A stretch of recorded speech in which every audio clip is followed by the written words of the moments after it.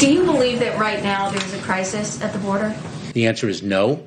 I think there is a challenge at the border that we are managing. The prior administration dismantled our nation's immigration system in its entirety. Quite frankly, the entire system was gutted. Oh dear. No border crisis, no, just a challenge. And whose fault is it? Trump, of course. Let's bring in the man who used to run policy at the border, around the border basically, and that's Mark Morgan. All right, what do you say? Is this a challenge or a crisis? Which is it?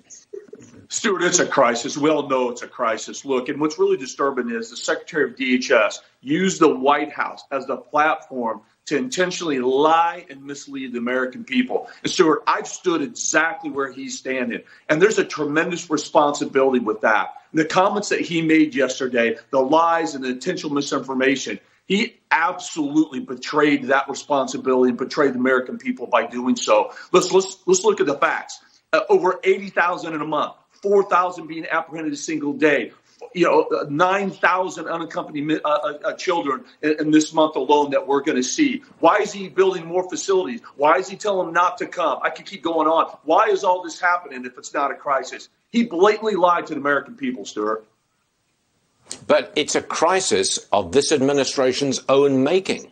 They virtually invited people to come to the border on the expectation that they get different treatment. This is a crisis of the administration, and they're not willing to accept that. They're not willing to face the White House press corps, even though we're really friendly. They won't, and they will not be accountable. Stuart, that's exactly right. I mean, let's take apart the one statement that was made is we're not saying don't come. We're saying don't come yet.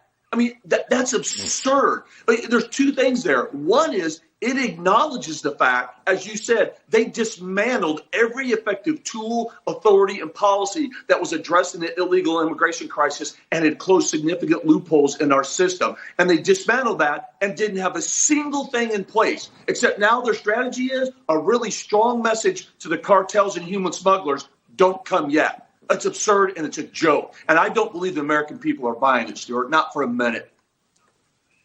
Well, we understand that there is some proposal, or it's being talked about, to bring 600,000 or maybe 800,000 people from Mexico into the United States. They could work and then go back. What do you make of that? I know it's just being talked about. It's not a serious proposal at this point, but what do you make of it?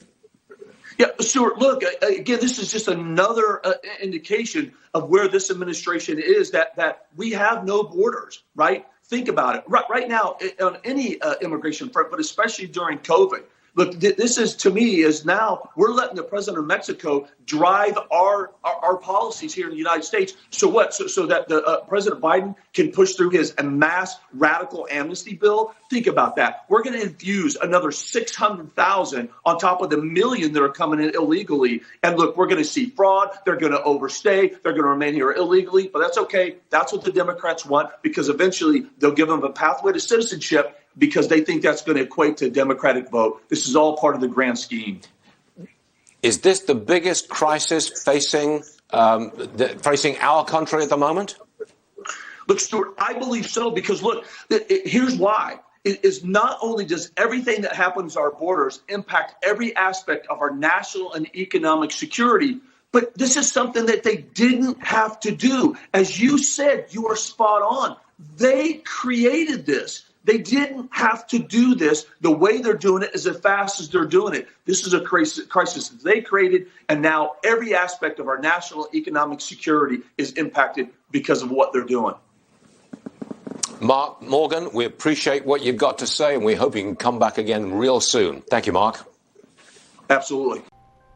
Thanks for watching the Heritage Foundation's YouTube channel. With more than 500,000 members, we are the nation's largest conservative research and education institution.